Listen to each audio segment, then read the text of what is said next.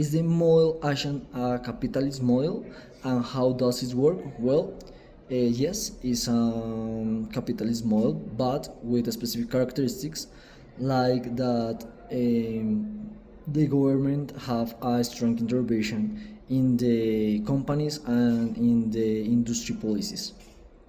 The government in Thailand play a crucial role in the development of the economy in the country, and has a strategic plan to improve and prioritize specific areas. For example, it's implementing import subsidy and industrialization policies, imposing high tariffs, 160% more to protect the local industries, and reduce the dependency of foreign goods. The government in Thailand also invests directly in key sectors like food, chemical, and textile. When we talk about the exportations, is a good point for the country because they focus in high value in exports like electronics and IT products. The country have a rapid expansion in exports of manufacturing products and goods. It increasing 34% annually between 1960 and 1969. And finally, this model worked with a close collaboration between the state and private corporations. One example of that is that the government gives some financial incentives, tax breaks, and strategic duration for some companies that the governments have interest.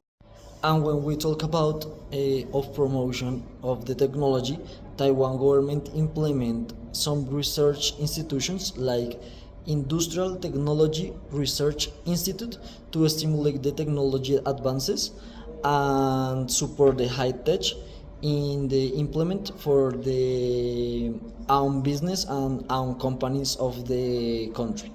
Okay, to answer the question that it's really even a capitalism at all, first we need to define what is capitalism. And in basic terms, is an economic system based in private property and market competition with the minimum interruption of the government. So the government of the model of Taiwan is not at all capitalism. In Taiwan, the private property is the base of the economy. The companies are private and they have free competition in the global market. Taiwan has adopted the industrialization and focus in the exportations so that they have active participation in the global economy. And in that country, the international competitors and the technological innovations are forces in the market, and they are typical characteristics in a capitalism model. Okay, and some examples of capitalism in Taiwan are companies like TSMC, that are Taiwan Semiconductor Manufacturing Company, and Foxconn, that are private companies that have a competition in international market without monopolies. Okay, on the other hand, in Thailand, the government have an active role and a strategic role in the economic development, and they select key industries and key areas, and they provide some subsidies, some fundings, and give technological guidance. One example of that is the TSMC, that is Taiwan Semiconductor Manufacturing Company, that has the 50% of his initial capital giving for the government. So in this case, the public sector has a strong relation with the private sector. In conclusion, Taiwan have an incomplete model of capitalism because they only have a strong characteristics of capitalism like private properties, private companies, and free competition in international market. But the strong participation of the government in economic situations and in private companies don't allow of country to have an all model of capitalism. Hello, so in my part, we're going to talk about the economic part of Taiwan and the concepts that we can apply of the class in the question. Yes, we will explore how Taiwan has achieved remarkable economic and technological success and analyze whether it can sustain this position in more pluralistic political environment. So, the Taiwan's economic model has adopted a mixed economic approach, combining strategy, government policies with an open market economy.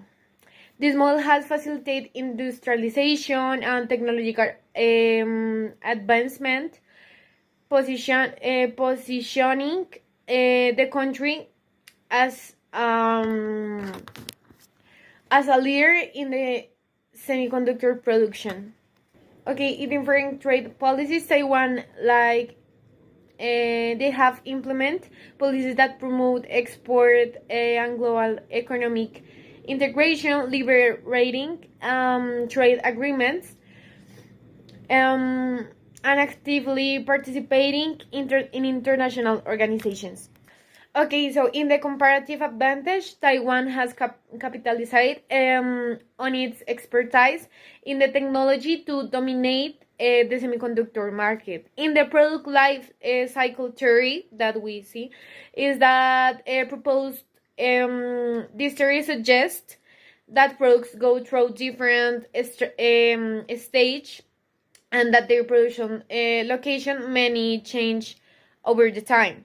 And Taiwan has progressed from low-cost manufacturing to high-tech innovation.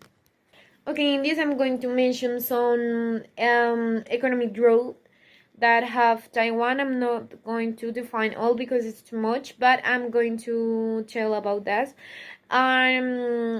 Okay, first, industrialization and technological leadership.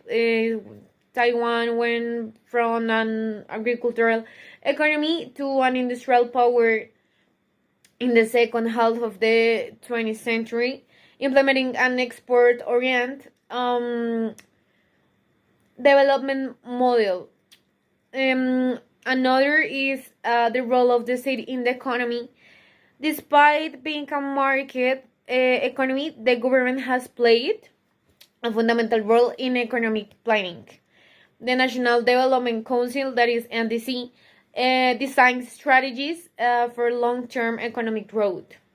The government programs have promoted strategic industry such as artificial intelligence, biotechnology, and renewable energy.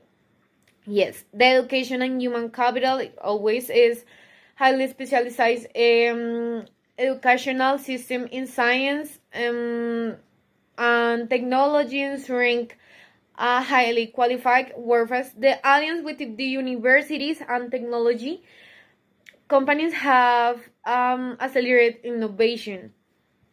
Okay, the integration with international trade, that is so important because Taiwan is a member of the World Trade Organization, WTO, and seeks free trade agreements with key economies. despite not being officially recognized by the UN. It maintains strategy trade relations with US, the EU, and Japan.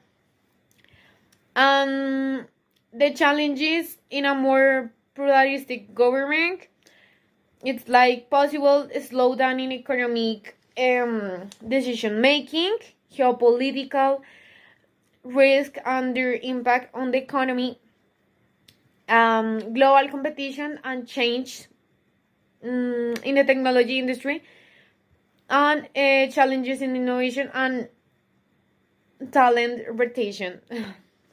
Okay, in this moment, I'm going to pass to my partner.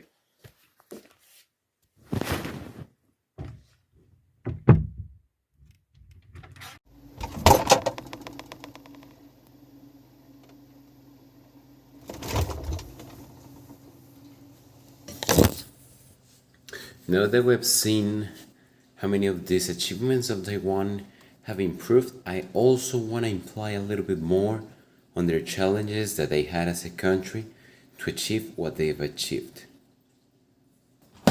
One of these that's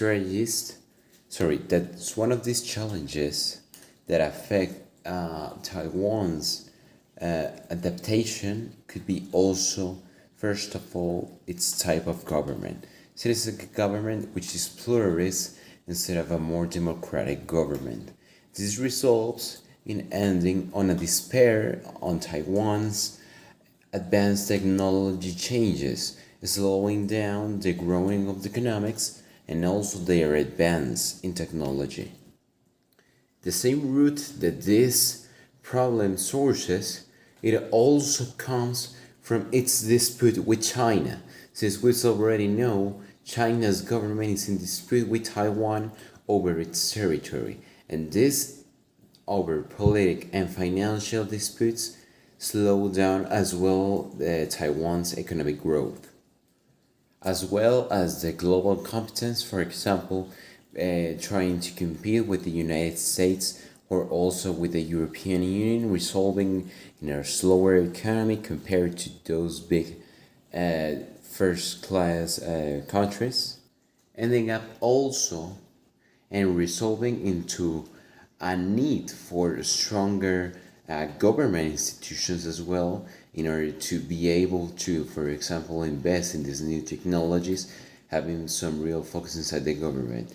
But as I've said before, all this conflict with China and all this internal pluralist government slows down this process. For it, one of the strategies that Taiwan could interpret or implement in order to save a little bit more of its economy and grow it a little bit larger could be, first of all, to shrink or stronger its international alliances, as well as its governmental institutions, diversifying its talent and its economy inside his own private country, with an open innovation system as well as a collaboration with the internal sector of the enterprises and the business, being able to expand to new markets but at the same time collaborate inside their own country, reliving and resulting in more economic growth overall, as well as more international alliances with other countries due to the importation and exportations. This also results into a more stable and less dependent economy on countries like, for example, Japan or the Philippines, which are also their main competitors, resulting into a more fluctuated economy overall. And finally, in order to be able to close in two key factors.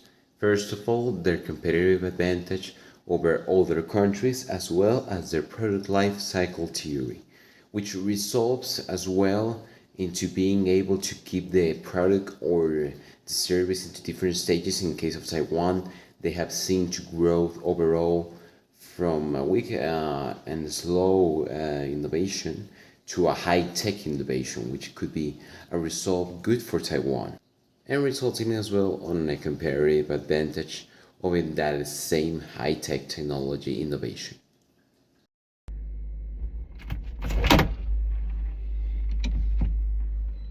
Finally, we want to talk about some things that we identify in the case about what we work in class. So first of all, it's about the time when the Japanese colonized or tried to colonize Taiwan.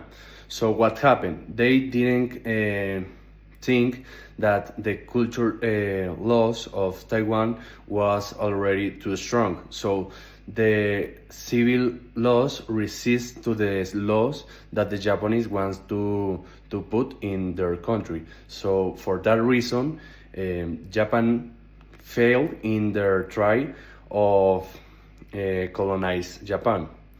Also, in the second case is the globalization. So, for example, we have that Taiwan was an island that was living by agriculture, really basic. But thanks to the globalizations, they made contact with other countries, as USA, where they contact companies that teach them to create chips. That is the main business in Taiwan, and they are nowadays one of the super countries of the chips. And it's very important because nowadays is one material that material that is used for everything, because today everything is technological, everything needs chips. So taking account that, the globalization helps really great Taiwan. So they did not start to